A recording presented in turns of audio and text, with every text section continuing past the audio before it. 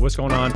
Damon Tate here with the PT Entrepreneur Podcast, and today we're talking to Kyle Covington. And Kyle, you do a lot of stuff, man. Looking up your bio and your background and a little bit more about you, it's been interesting to kind of learn more about you. But you're obviously a physical therapist. You're a professor at Duke, and you are the reigning champ APTA president currently, which is a relatively new position for you as well. So I'm always interested. How do people like yourself, how do you introduce yourself at a dinner party? Like, you have a lot going on. Like, what do you tell people if you're meeting them for the first time? Well, first of all, it's great to be here. I've been looking forward to this conversation. So thanks for having me.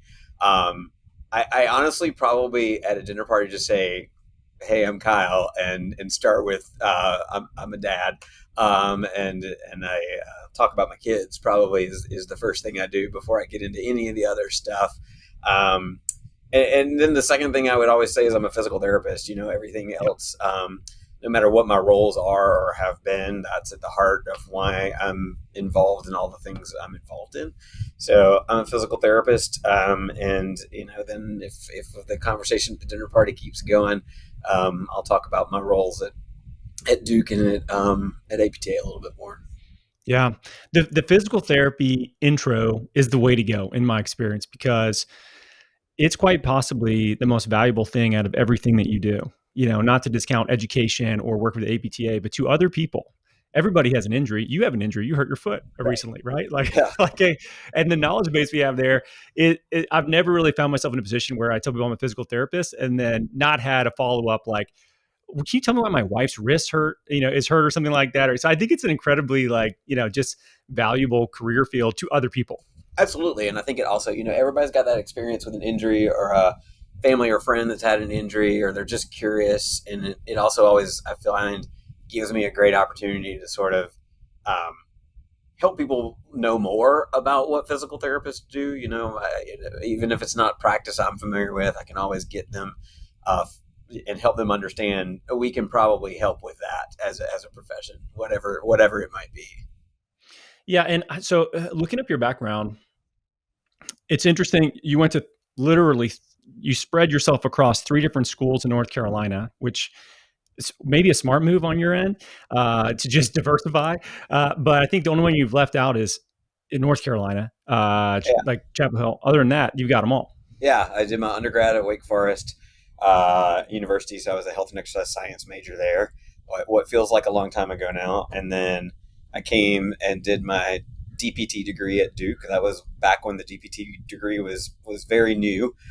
So I was one of the first classes at one of the first programs to do that. And then several years later, I had joined faculty. Always kind of had an interest in more training. And so I did my PhD at North Carolina State University, and that was in educational research and policy analysis. So, yeah, that's interesting. But then you went neuro. You became a neuro PT. Yeah, absolutely. So I was, I was interested in neuro. I got involved in physical therapy as a profession because of an orthopedic injury. So I was in a farming accident. And farming accident? Is that what you said? I grew up on a large dairy farm in central North Carolina. Oh, wow. Okay. So I got a lot of skills in dairy farming. But I ended up in a farming accident, broke 3 of my 4 limbs in that accident, and subsequently had a lot of physical therapy. So I was a classic story of, an injury exposed me to the profession. But then I was mostly familiar with orthopedic care because of the clinic I had gone to and the care I had received. And then when I started doing sort of my observation hours, spent some time in a neuro rehab hospital and was really, sort of intrigued by patients with spinal cord, stroke, neuromuscular disorders, but always kind of enjoyed both. So after school, worked primarily in neuro over in Winston-Salem first, at Novant Health Center, but then ultimately landed as a neurotherapist in an outpatient orthopedics clinic. So got a little bit of a blend there, which was nice. Yeah. I mean, so I guess, for me, kind of figuring out how you ended up where you are, it's starting to even sound even more kind of, undulating that I would have thought, right? You go from dairy farmer to neurophysical therapist to then professor to then, the president position at the APTA, which obviously we can get into. But, when we chatted, I don't remember when that was, maybe a month or two ago.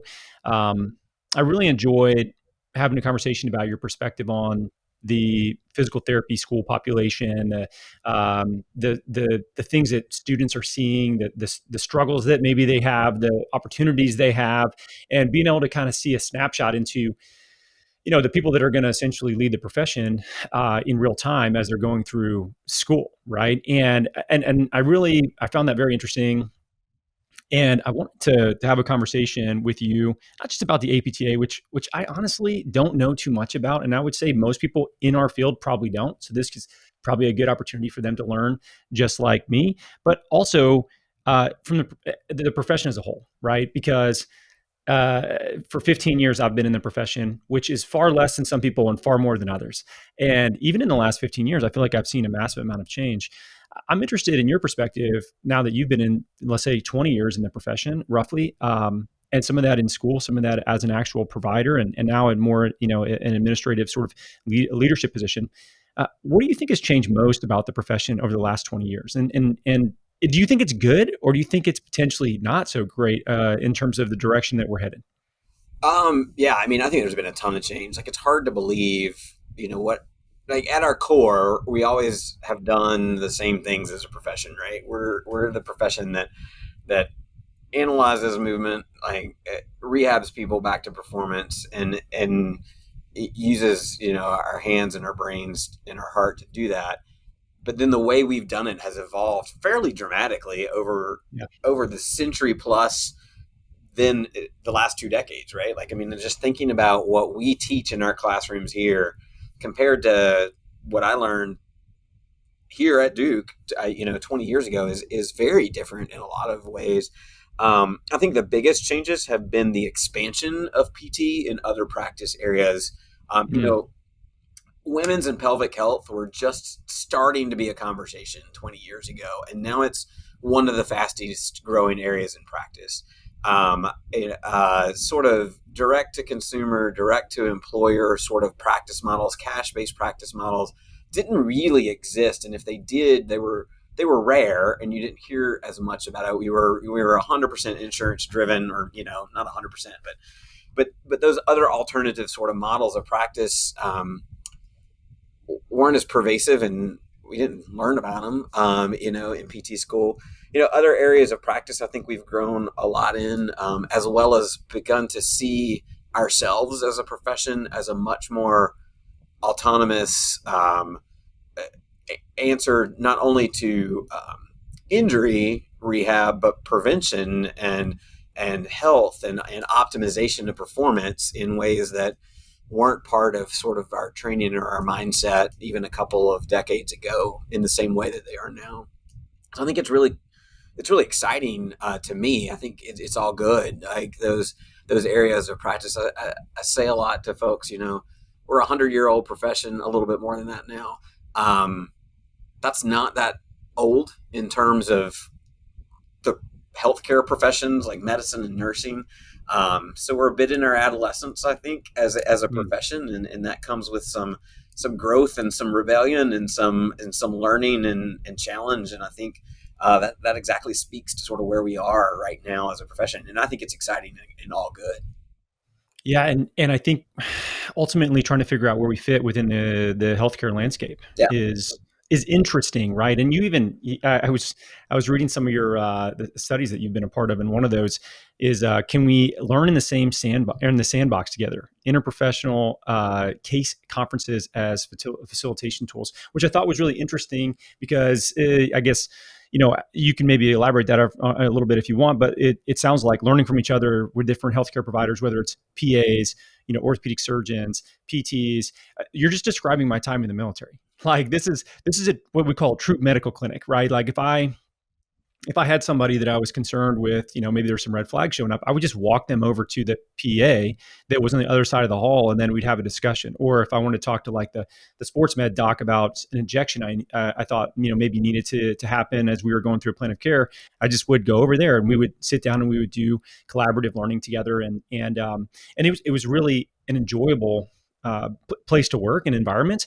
And I think what we're trying to figure out in the civilian world is where do we fit in a model that is not socialized. The military is a socialized medical system and it has pros and cons. One of the pros is we can learn from each other. One of the cons is it's incredibly slow. You pay for it with your time. But like that collaborative effort, I think one of the challenges for us is where do we fit? Because it feels like in some ways we step on other people's toes who don't want us to take a piece of their pie. And it can get very sort of competitive. Yeah, and that's like your military experience in a lot of ways was really similar to my early practice experience because I was in neuro rehab hospitals. So yeah, all the providers were right there together, like making decisions together around the patient and with the patient. And so you were never more than literally a few feet from 4 other different provider types. And so like that was just always natural to me for that interprofessional decision-making practice, plan of care work. So, as my career moved into different practice areas, and it was almost it was almost a learning experience to realize that's not necessarily how every PT practiced because because of the environments they're in. I think a couple of things that you touched on there. Of course, we're better when we work with other people, and then we all have our sort of defined areas of strength. But there's tons of overlap. And I think we have spent a lot of time historically fighting for territory. And that got us a lot of progress as a profession. It also probably caused some wounds with colleagues in other professions. And I've seen a real turn just in my advocacy work through APTA North Carolina prior to that. In the last sort of, I'd say 6 or 7 years, it started with the opioid epidemic, moved into COVID, where professions just sort of put the walls down and said, you know what, there's plenty of people out there that need us and need our care. And how about if we go after improving healthcare together for all of those patients? And then they're going to find the ones that best match with their needs, their mindsets, their frame of reference. So we have to continue to fight those battles to progress physical therapy, but more so we have to sort of link arms with the other professions and just improve healthcare in general, because there's plenty of work to do and there's plenty of patients that need providers. And I think both at the patient level working together and at the macro advocacy level working together in those coalitions is a huge benefit. Yeah, and I think it's a very tricky situation, to be honest with you. I just even look at direct access, laws, and I'm not sure how many states are complete, like direct access. Many of them, in Georgia being one of them as well, is partial. I think we have 30 days, to see somebody, or 3 weeks, whatever it is. But I always found that very strange. When I left the Army, I took a massive step backward in the state of Georgia. Not and I didn't really even realize what the difference was going to look like until I started practicing, in a private setting. And I just found myself questioning, why is it like this? Because like we have decades of federal employees that have been able to work in a complete direct access setting, doing many things that you can't do as a civilian PT, with no negative effects that I know of, aside from maybe reduction of costs in the healthcare system. So this is where I'm assuming, your work with the APTA and the things they do from the actual, lobbyist side, the legal side. There's got to be a reason why they wouldn't want to have, PTs see people directly. And in certain states they do, and others they don't. And I'm assuming that just has to do with interest that other groups have.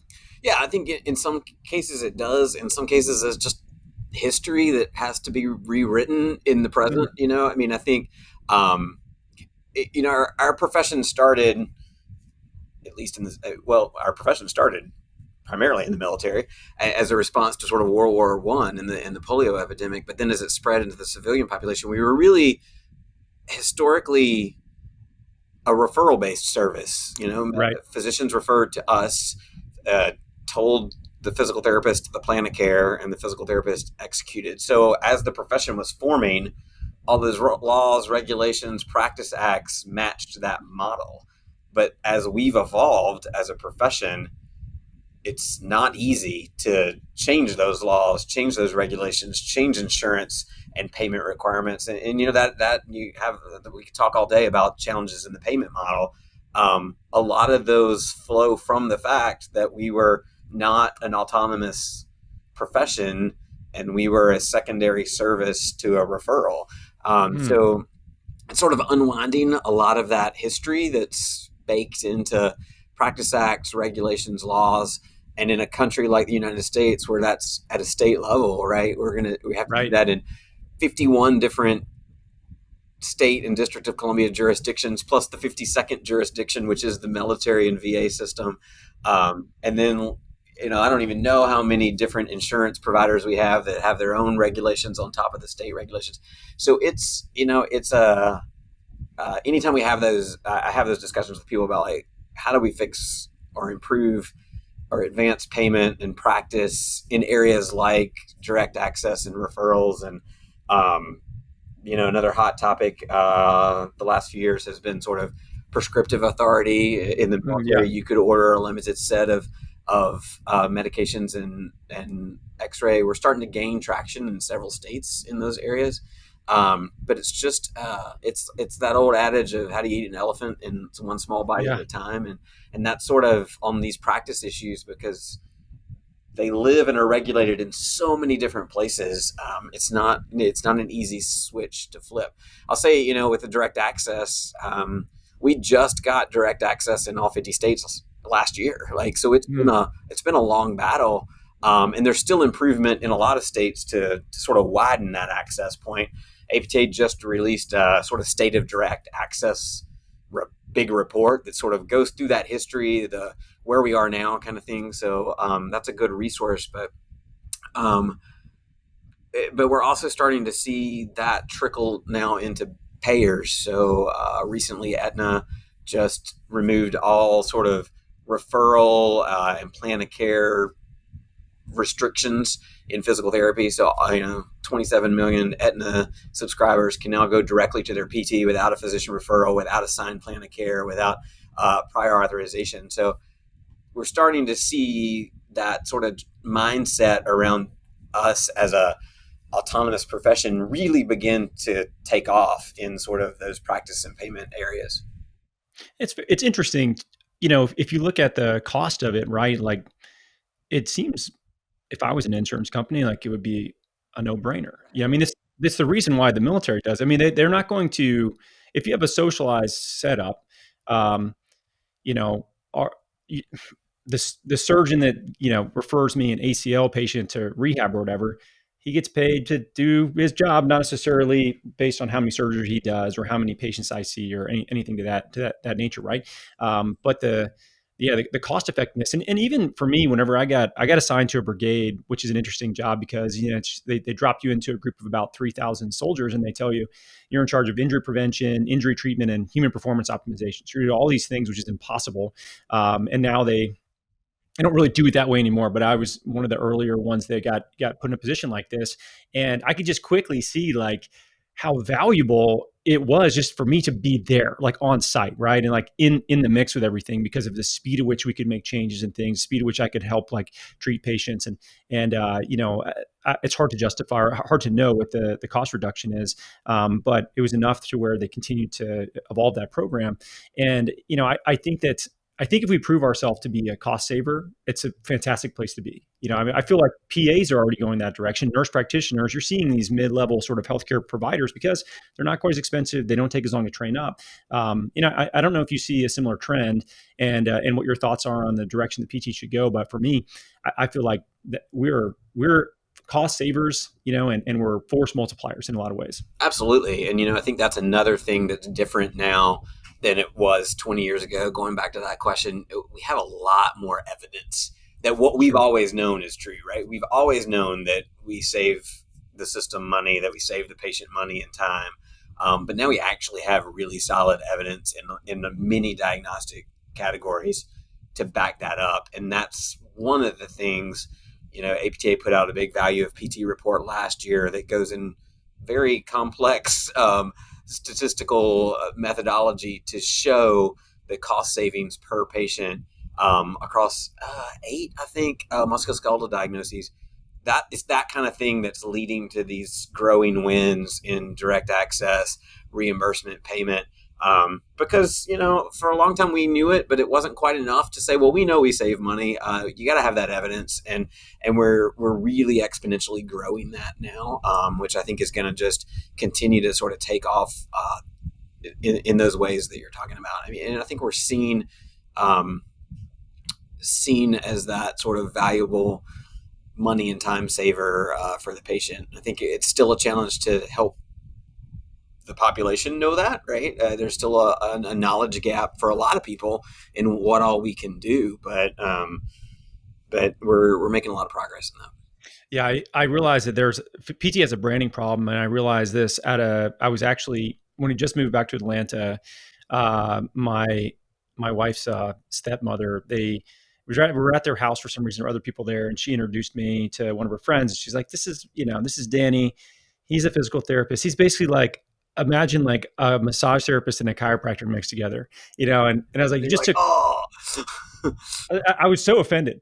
I was like, you literally took two other professions to describe my profession, but that's the way that she described it. So I think we have a real, an issue, an identity issue in some ways, but we also have a reimbursement issue, and I think this is the reason that the work that we do has exploded as much as it has is not necessarily for a great reason. It's because, like if I could take insurance and get reimbursed what I needed to get reimbursed in order to have a lower volume clinic and not burn my people out, then I would do it. But the reality is I can't, right? So maybe the steps that we're taking now are what lead to a resolution there, if any at all. But what are your thoughts on how we get paid more by insurance? Because at the end of the day, that would be probably the greatest change that could happen within the profession to where we could, really decrease some of the burnout that we see because of high volume. I know you see that a couple years after students graduate. I see the same thing,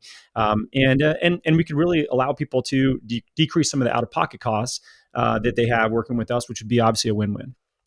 yeah. I mean, I think it's one of our biggest challenges right now is the payment and reimbursement. It's no secret cuts have continued to happen while costs have continued to go up, and that just doesn't work, right? I mean, that's just basic budgeting.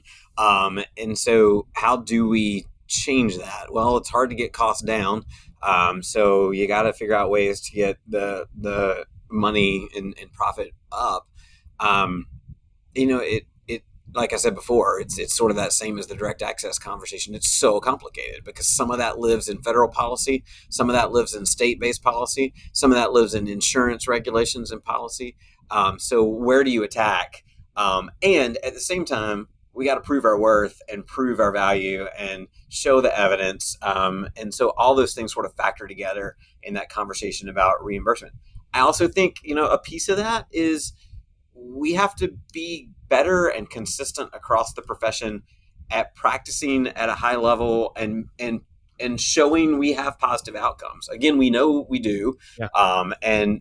But that takes good documentation. It takes practicing by evidence based clinical practice guidelines and doing the right things so that we're getting the best outcomes, so that then we can show to insurance companies, no, see, like I'm saving money, I'm doing it efficiently and quickly, and then really that advocacy takes time, but it pays off in the long run, and we're seeing those wins. We're not seeing them as fast as I wish we were.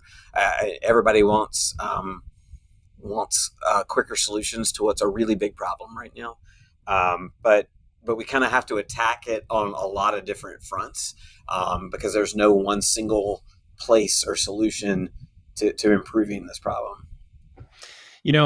I feel like what you're describing is so complex. There's so many factors.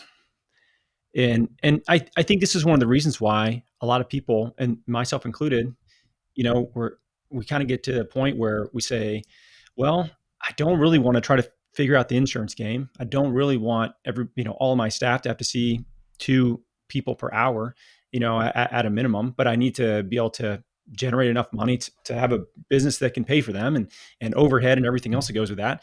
So we just opt out, right? Like that's what I did. And I see so many people moving the same direction, maybe not entirely, but so many insurance-based clinics that are moving to a hybrid model. So many that are maybe a hybrid model that they're dropping as many insurances as they possibly can.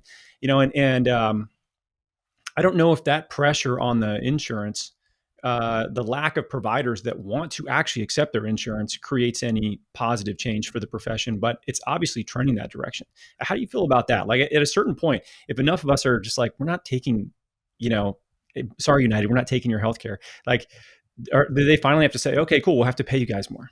Yeah, I mean, I, I think it's hard to sort of face that reality, but if we take bad contracts, then the insurance company has won, right? Like, and that's easy for me to say. I don't work in a private practice environment. My salary is not dependent on insurance reimbursement, but we do have a challenge, right? Because we've been in a system that was nobody's fault really, where you need to you need to have a livelihood, you need to have a profit, you need to pay your employees, and so people feel like they have to take what's offered by the insurance companies. APTA Private Practice, which is an academy within APTA, they have a lot of really strong data now on where they're seeing improvements in PT's ability to successfully negotiate better contracts. So, that narrative is changing a little bit too. And so we're seeing PTs that have the resources, the training, the skills to negotiate those contracts are being successful on the whole. So we just need to help each other be more successful in those negotiations, I think, which is going to help us a lot.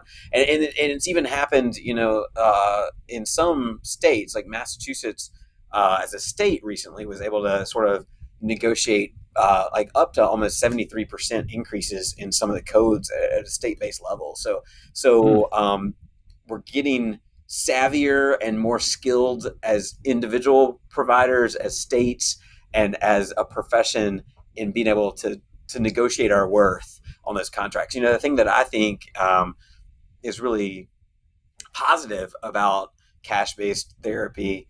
I have students when we talk about payment models and reimbursement, and the question always comes up, well, is cash-based PT better? And I say it's not better or worse. PT is great in every practice and payment model.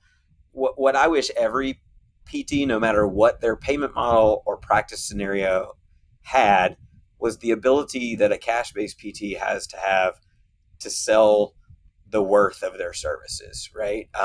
I think if we all advocated to every individual patient about how worthwhile our services are, there would be very little question in the system and in patients and in the population about that worth.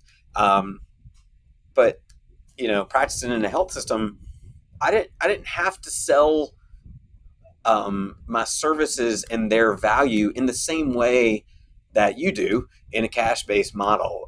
And I think that that's a really valuable advocacy skill set, is the advocacy we do at the individual patient level to help them and our surrounding communities understand our worth. Yeah, that's an interesting point. I think that it's a skill set that we don't learn in school, but you inevitably have to learn it. And ironically, we're pretty good at it. Like when I teach sales to PTs, and you look at for these underlying skills for somebody that's going to be good at sales, high emotional intelligence, being able to like think on the spot, which we have to do constantly, being able to document things, to be able to follow up. Understanding the person's needs and adapting to them. Exactly. Yeah. I mean, it's what we do as PTs, It's what we do. All you're doing instead of submitting, or giving them a prognosis and a plan of care, is it's whatever it is that you're essentially trying to sell. It's the same thing. We're solution people. Like we're problem solvers, and it's incredibly valuable. Not just in our profession, but just the skill set in general.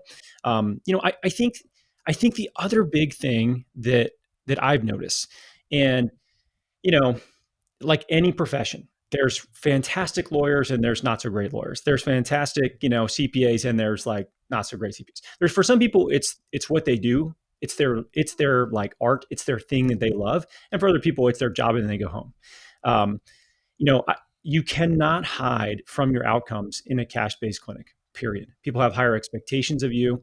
You have higher expectations of yourself. Your reputation is very important. And I think that is the other reason why we tend to feel like those types of clinics have the opportunity to have better outcomes. And I think it's because you have to care more. And not to say that people don't care more in high volume clinics, but I've worked in multiple settings, and yeah, I mean, dude, if I'm in a federal hospital, like it doesn't really affect me so much. If it's my clinic, it's my reputation, it affects me a massive amount. So I find the clinicians that are just like it's their art, it's their thing that they want to be the best in the world at. They're con ed nerds. They want to learn nothing else but about the intricacies of foot mechanics and whatever they're into, and they continue to want to be a lifelong learner and be fantastic at that. They actually get very frustrated in such situations and settings where they can't use their skill set the way they deserve. It's like they've built themselves this Porsche and they can only drive it in first gear, and they get really really frustrated with that, and they want to actually put their skill set to a test and have the time and the bandwidth and the sometimes complexity of patients that come our way as like last resort providers, and they want to see what they can do. And so I think that naturally some of those folks are going to go there not for business purposes, just because they can't function the way that they want in a setting that they're in, or they haven't been able to find that. So they kind of create this job for themselves. Yeah, I mean, I think you're right. Like, I think there's no bad practice setting. There's no bad model. Um, but we inherently each have skill sets and preferences that I think draw us into certain types of practice settings and models and patient types. And so I think different, a cash base or a one-on-one type model appeals to a different person than a multi-patient, health system or, a rehab hospital type of model. So I think you're right. Like, and what I think we don't do well as a profession is sort of, all right, there are skills that might be more inherent and helpful in those different models, but they could translate and make therapists in other settings be even more successful too. So how do we take that entrepreneurial sort of sales and advocacy mindset of a cash-based PT and put it in the brain of an acute care therapist, and how could that pay off for the profession and the patient there? And the therapist that's in a model where they're managing multiple patients and triaging sort of over the course of time, well, that's a skill set. And so how does that translate, and what's beneficial about that skill set in a one-on-one care model? Because there's things that I think would help us all out, but it's sort of hard to teach those skills across practice models. If we could figure that out, I think the whole profession, no matter what the model is, would be stronger. What's happening at the university level as far as those types of skills are concerned, and not necessarily obviously sales, but just communication in general, or just like a friend of mine, he wrote a book called Conscious Coaching, and it's all about the idea of buy-in, right? And it's from an athlete perspective standpoint. He was a strength coach, and he was kind of talking about these archetypes and how to do that. I found that information to be incredibly helpful for me to get buy-in on somebody, wanting to actually like do the work, compliance and making difficult habitual lifestyle changes. I mean, these are really challenging things that affect our outcomes as a clinician, right? So I haven't been in school in a long time. It's been a minute. So like at Duke, what are you guys leaning into any variation of that type of, education or classes, or is that something people are learning on their own? No, I mean, absolutely. I think going back to one of your first questions about what's different than it was 20 years ago, and this isn't just at Duke, I think it's education across the board. The way we teach around communication, and integrating the patient's needs and what the breadth of those personal factors are into your care is like exponentially more than it was Mm. when you and I went to PT school, right? Like when I went to PT school, it was listen to the patient and ask them what their goal is. Like that was about as far as it got. And now it's what are all these factors: economic, social, demographic factors. How do they influence their outcomes? How do they influence their care? What do you do as the therapist to influence those? Which ones can you not influence? And then what do you do about that?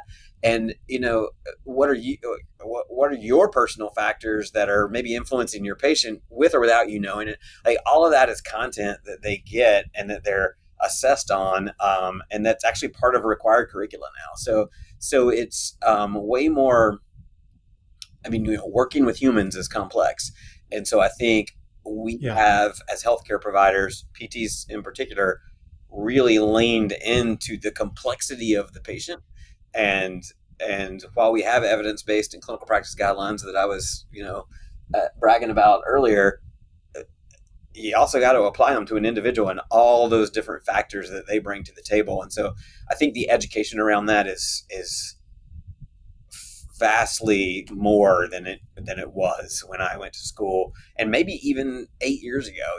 There's been a big explosion in sort of in that, and even now starting conversations around like genomic factors related to physical therapy outcomes, right? Like we wouldn't like years ago we wouldn't have even sort of had that conversation, and now like at that level, how is my care going to sort of influence outcomes?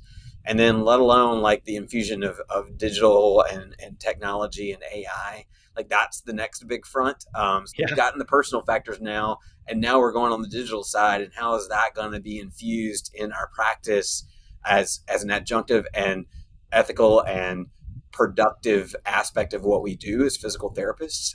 So all that's got to find ways into training. And it's tough. It's tough to get all that in a couple or 3 years. I mean, dude, it's so much, Yeah. I mean, just it's great to hear that transition's occurring. I agree with you. Like when I was in school, it was very much about clinical prediction rules and understanding these sort of like more hard set, I guess best outcome options that we had. That I mean, those have evolved obviously quite a bit over time, but um, I think everybody, maybe they have different situations where they realize, oh shit, there's a human in front of me, and like when that first person just breaks down on you, or they start talking about something not related whatsoever to their injury, but in actuality is a huge stressor in their life that you have a chance to like, like at least listen to them about, and when maybe no one that's a medical provider has done so.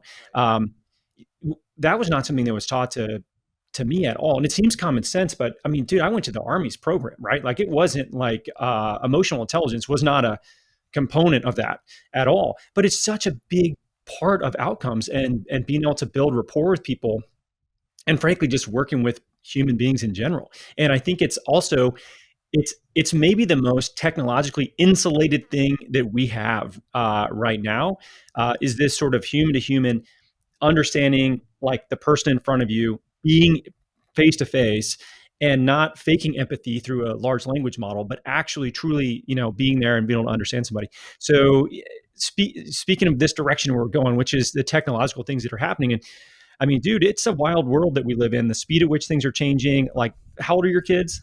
I'm about to have a high schooler and a seventh Yeah. grader. In fact, So I my have a high schooler is in classroom driver's ed this week, and oh my god, I'm wrecked. we're close. Like, so I have my son is going to eighth grade, my daughter is going to sixth, so they'll Okay, both be so in we're the same just a middle year school. apart. Yeah. Yeah, we're very close. And I mean, just like the technology changes that I've seen with what they use in school and access to things, I'm sure it's who knows what it'll be 5 years from now. So, how do you feel about artificial intelligence development in particular with physical therapy, and where that's going to fit, and potentially where that might even create competition for what we do? Yeah, I mean, I think we all are recognizing or recognize that the horses left the barn on AI, right? Like it's here, and we either sort of figure out how to work with it, or risk some real problems. And so I think, it's something at APTA, we're doing a lot of work in that AI front. Like APTA has joined, and is sort of a founding member of a national of NAM and their AI work. And so like we have a seat at the table with the AMA, the PA Association, the family practitioners, as well as like Google and Epic and Apple are all at the table around what's tech and AI going to look like in healthcare. So that's an exciting table to be at as a profession and as an organization. And so, I think APTA's take and my personal take is artificial intelligence can't replace, what's sort of endemic to us as a profession, but it can likely be very helpful in things like reducing administrative burden, getting us quicker, more evidence-based answers to diagnoses we haven't seen or haven't seen in a long time. Helping us frame our notes and our reimbursement codes and our things to optimize those types of things. So that administrative side of things, I think it's going to be hugely successful, and we're already seeing some of that. Now that said, we also have to wrestle with it's developing so fast. Like, what are the ethical implications of it, right? Like, we've got to make sure that the patient's privacy is protected, the therapist's privacy is protected, and that we're using this in the right way. But as a historically hands-on profession, I'm not worried that we won't be. But I do sometimes hear therapists say, "Oh, tech or digital or AI, that's not what we do as physical therapists." And my take is, we got to evolve and find the right ways to be a part of that wave, or we risk getting left behind. Yeah, it is interesting that you're seeing that from such a high level perspective, because I mean these technology companies are massive, and healthcare is a huge area of potential investment, and it's quite archaic in a lot of ways too. And applying technology to smart providers is, and in a couple of ways, obviously, can make us better. I mean, I think legitimately, in the next, I don't know how many years it's going to take, but at some point, there's probably from a physician standpoint, it will probably almost be like malpractice if you don't have a secondary, AI software that is overlaid what you're doing. Especially in radiology, it's already happening. And so, okay, cool. So that means we're writing more often. That means that we're staying on top of current evidence, which can be hard to do if you're practicing in real time. I mean, shit, man, you might in your glasses might be able to help you analyze somebody's squat patterns and realize how much hip rotation they have on one side versus the other in that pattern, right? That would be awesome. I'd be like Tony Stark of a physical therapist. That sounds super cool. And I think the We mundane quit our stuff. jobs and develop that right now. Yeah, dude. I mean, I'm sure somebody's working on that. I Somebody's mean, on it, I'm sure. Yeah. oh, dude, I'm sure. Like, we have an AI scribe tool that we developed for physical therapists, which is amazing, and we're seeing that it's saving an hour a day if you're a cash-based provider, more than that if you have an insurance caseload because of the administrative burden. And who wants to do that? Right. Like, That's not, let's I be mean, none honest, of us got into this job for that aspect of it. none. But it's a And necessary evil, right? I mean, for sure, I totally understand why we have to do it, but it does add to burnout. I mean, for a lot of people, especially doing that after work or on the weekend. So, okay, cool. We can take some of that stuff away. Here's what I will say about our profession that's been very interesting to see. We are very slow to lean into technology, like painfully slow to lean into technology. It's shocking to me how much we have to try to like position technology that could benefit the profession or an individual, and they're like, no, I'm good. I'm going to still write paper notes. You're like, what? Like, I remember the difficulty of getting people to go from paper to a computer, and it's like, it's almost like I see it happening again. But in some ways, I do think that there's going to be some disruption with people being able to get a diagnosis. If they want to try to do some sort of rehab plan on their own, I think they'll be able to get a fairly good one. It's just a matter of whether they have the actual, like, discipline to do it, and if they're going to do it correctly and all this. I think there's a place where that happens, tech enabled, treatment of some sort. But I think it'd be very hard to replace the hands-on and the person-to-person side of what we do in any meaningful way anytime soon. Yeah. And I mean, PT's physical therapy is only provided by a physical therapist assistant. Like it has to have a licensed professional involved. So if it's an AI generated rehab protocol, that's not physical therapy.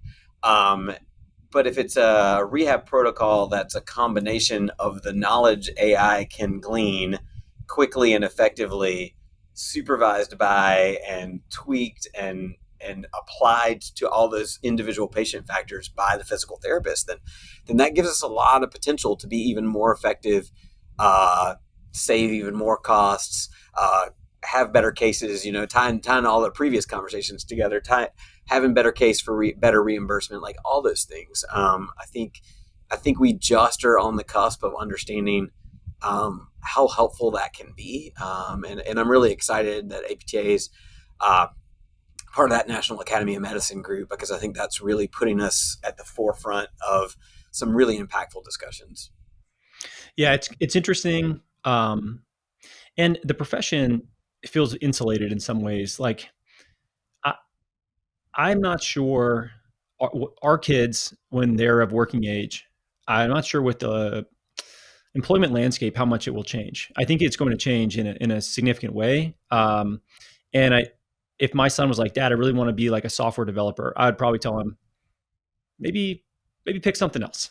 Like that is that is something that is starting to become less and less necessary. Some of these more tech based, traditionally white collar jobs. It's very interesting to see what's happening. Even like I have family members that work at Microsoft and Salesloft, and friends whose family works there and things. And I'm seeing these massive cuts in jobs in these more technical or traditionally computer based jobs.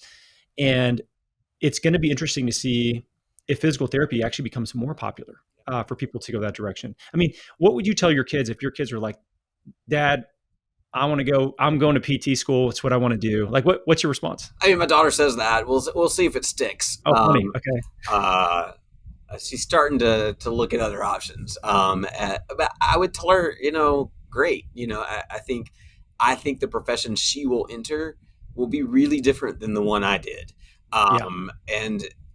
And I think that's exciting. It's going to come with a lot of work that we have to sort of affect change in these challenges that we've been talking about. But I'm with you. Like, I think we're going to draw different interested sort of types of people than we have in the past. I think as PT becomes more pervasive in society, it's going to open the doors for different types of people to seek that out as a profession. We have to sort of solve the challenges of cost of education and reimbursement and earning potential and all of those things. But, and a lot of the work you're doing and we're really finding more and more ways to help younger or newer clinicians or clinicians in a stage of their life where they're wanting to sort of grow their practices, be really effective and financially productive doing that. It's not easy. And you know that better than I do, but it's possible. And so I think that there's so much potential as we sort of move through what I called the adolescent phase of our profession before.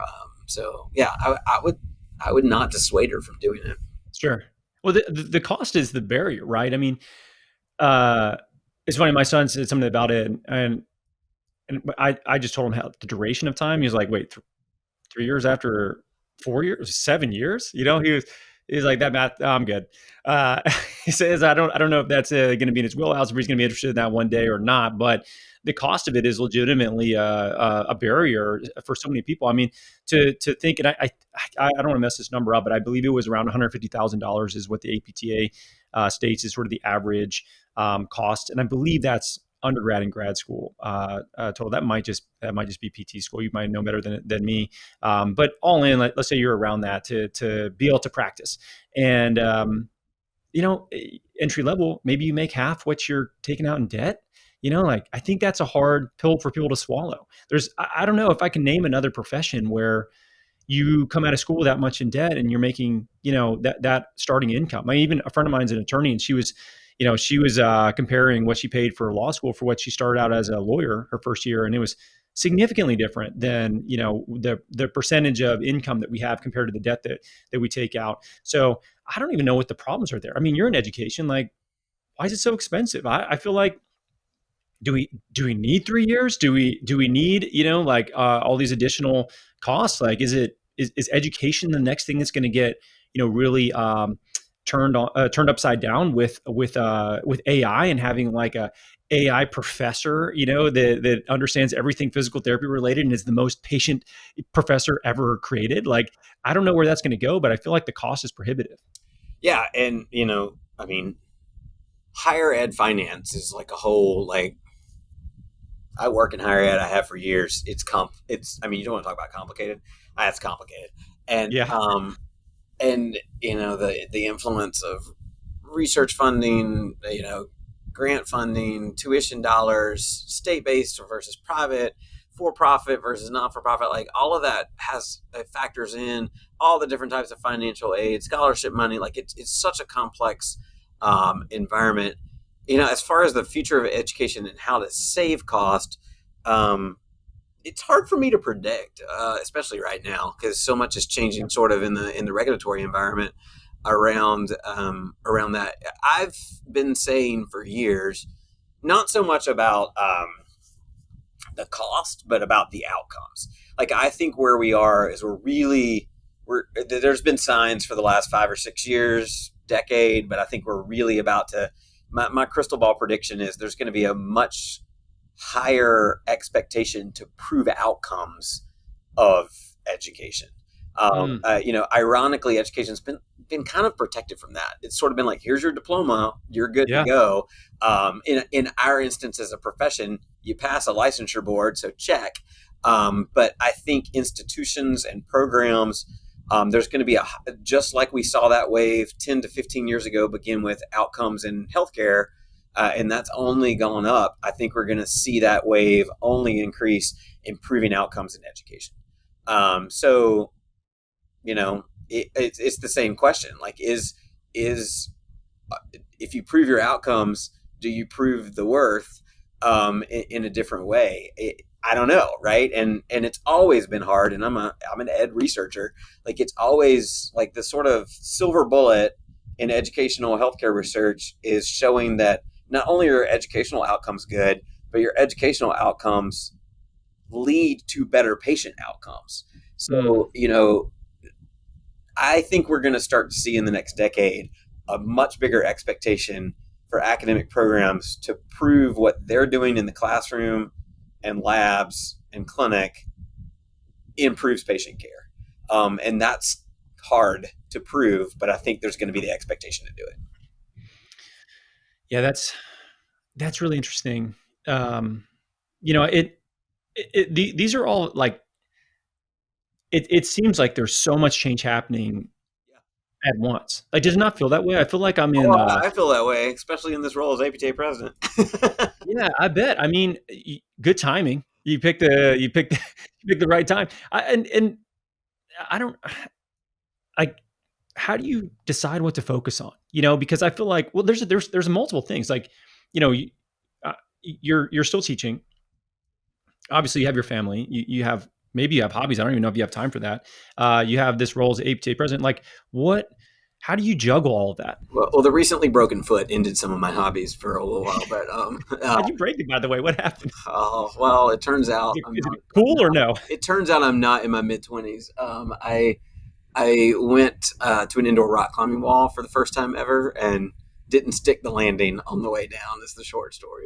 But Oh no. yeah, but my exercise hobbies keep me sane from all the other stress. Um,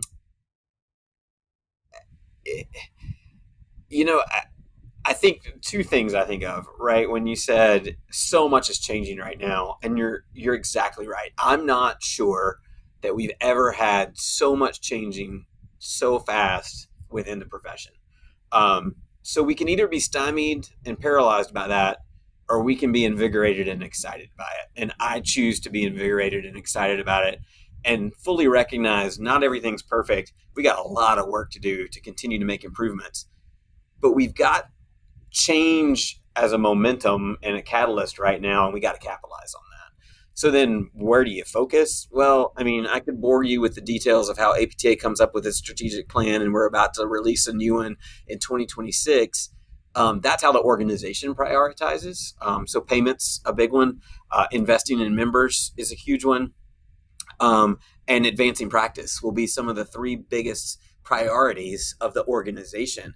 But within those priorities, there's an infinite number of ways, like I said, that eating that elephant, that you could attack those three big problems.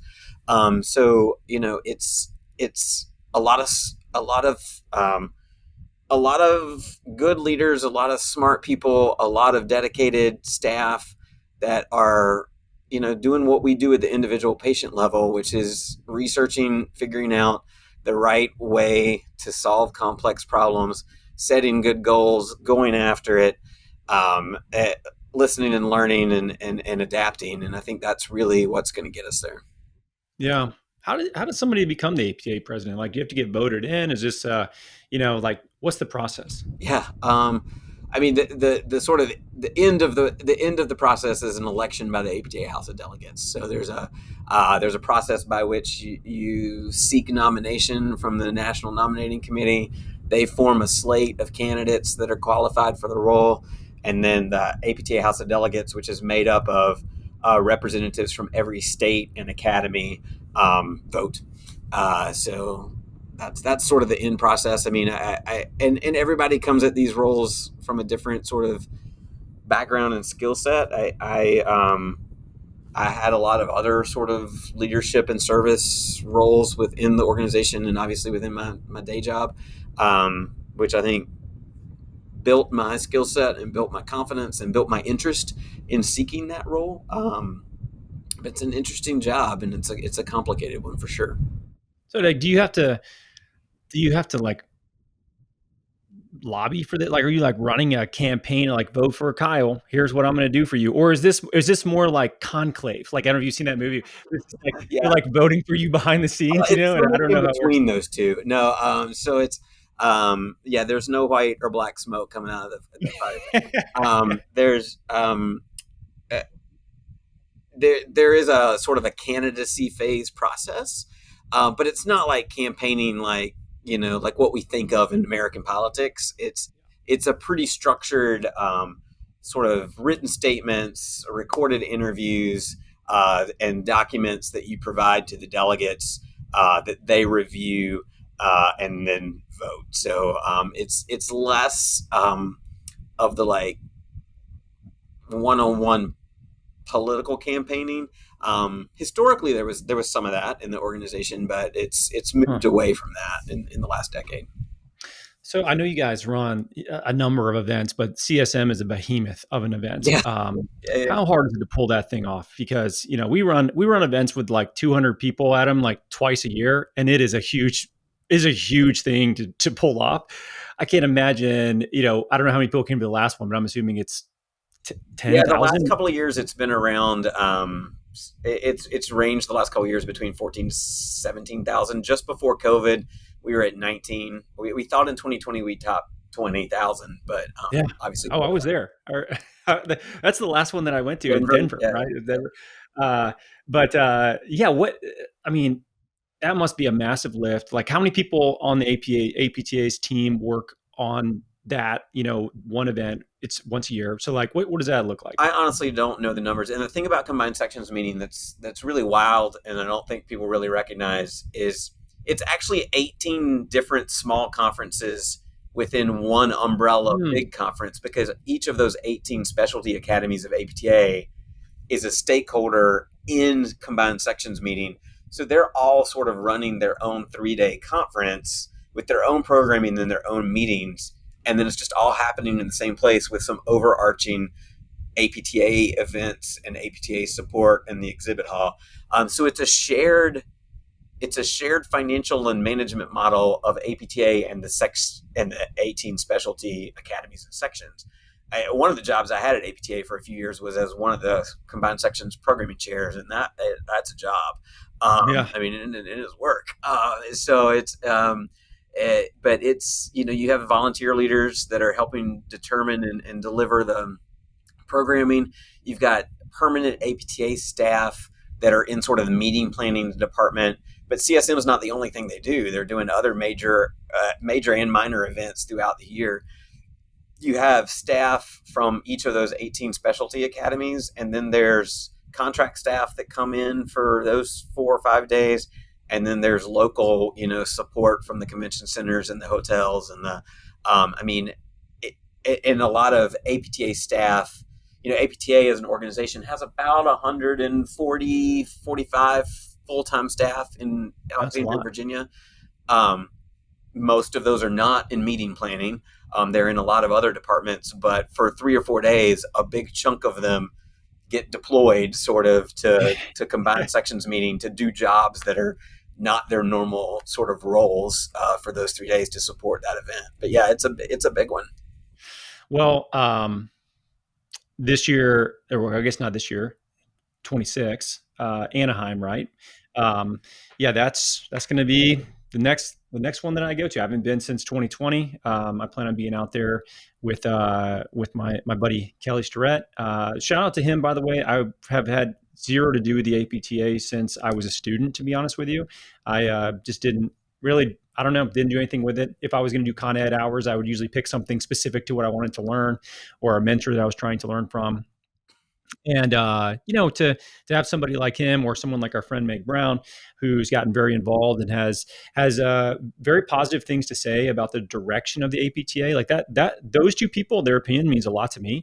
It's been interesting to get to know you a little bit more and your philosophy on things. And, I'm very optimistic for the profession. It sounds like it's trending in an interesting, in a positive way during a very interesting time. So it's going to be interesting to watch from the distance while you do the heavy lifting. I'll sit back and critique it. Yeah, you don't have to watch from a distance. We'll take you. We'll take you on the front lines. Sure, we can go grab dinner in California. I'm good for that. Or if you want to talk squat mechanics with Kelly, and I actually don't know much about that shit anymore. Pretty much just talk business. I might need some help with that after my yeah, you might. You might. Ironically, I almost broke my ankle the other day too. I was skateboarding, and my wife's like, "Don't skateboard down the house. Like the street in front of our house is steeper, and I'll skateboard in the school parking lot across the street from us." So I was like feeling good, I'm carving back and forth, and I hit basically like up. It was a small rock, and next thing I knew, I'm like off my board, and I tried to put my foot down, but I put it down and it was still pointed down. Then my shoe caught it, and I almost like snapped my ankle, and I was limping around for a couple of days. And it's just, my reflexes are not what they used to be. And it's a sad thing to realize. Yeah, it is, because it doesn't feel good. I still feel young and strong, but just didn't quite get the feet in the right position when I landed. Oh. But no, luckily for me, I avoided a more significant injury. But no, I'm excited to hopefully get a chance to meet in person, and I appreciate your time. I know obviously you have so much going on, so carving out an hour to have a conversation with me about this stuff is, I really appreciate it. I hope people that listen to this, appreciate the conversation as well, and have a better idea about like what the APTA is doing, because there's a lot going on. You guys are getting into so much stuff that helps the profession, and I think in a lot of ways, we kind of don't really know. I would say the average PT maybe has no clue exactly what's going on in the APTA, because there's so much that's happening. Yeah, no, I really appreciate the opportunity. It's a fun conversation, and I think you hit on it. Like that's sort of my bottom line message is it is an interesting time. It's a complex time. We've got really complex challenges in healthcare and as a profession. And that's why on the surface, it's hard when you're sort of just watching and feeling frustrated and wanting improvements in all the same places we all want improvements. The problems and the challenges are so clear, and the solutions are so complex, and that's why we've all got to work together. in a multitude of different ways. There's the stuff I do as APTA president. There's the stuff you do, with your individual patient. But that's all sort of got to move us in a cohesive direction to solve these really complex but clear challenges. And APTA is working on all of that. And I think we take flack and we take criticism, but we also appreciate the passion that everybody in the profession has. And I think my message is always like, we're working on it. We hear you. We know, and we're really tackling these complex issues on multiple fronts all the time. And change is happening, not as fast as we would all want it to, but we're committed to playing that long game and continuing to make this a really successful and fruitful profession. Yeah, it's a great conversation. I really appreciate it. If people want to learn more about APTA or kind of find out more with what you have going on, what's the best place for them to go? Yeah, I mean, obviously the website's got a ton of information, a ton of resources. There's tons of resources on there that are for anyone, not just members. So that's a great place to start. I think that's such a surface level view of what the organization is doing. I would say, find a way or a person or a member to plug in personally with, whether that's at the state level. If you're sort of really interested in that advocacy kind of thing, a good place to get plugged in is at the state level. That's where a lot of that grassroots sort of change is happening. We're seeing huge wins across the board. Like we're having state-based wins rapidly and like never before in the history of the organization right now. So that's a great place to get plugged in. If sort of specialty practices your area, get plugged in your academy, whether it's orthopedic, sports, private practice, and the list goes on and on. That's a great, but I think that finding somebody that you can connect with, talk to, and get that personal in to find how you can best fit and find sort of your community within this huge sort of organization is really important. Reach out. I don't think you'll ever be told no or we don't have a place for you to contribute. Yeah, that's great. No, that's a fantastic way to end it. Kyle, thank you so much again for your time. I really appreciate it. And as always, thanks so much for listening to the podcast. Thank you. Thanks.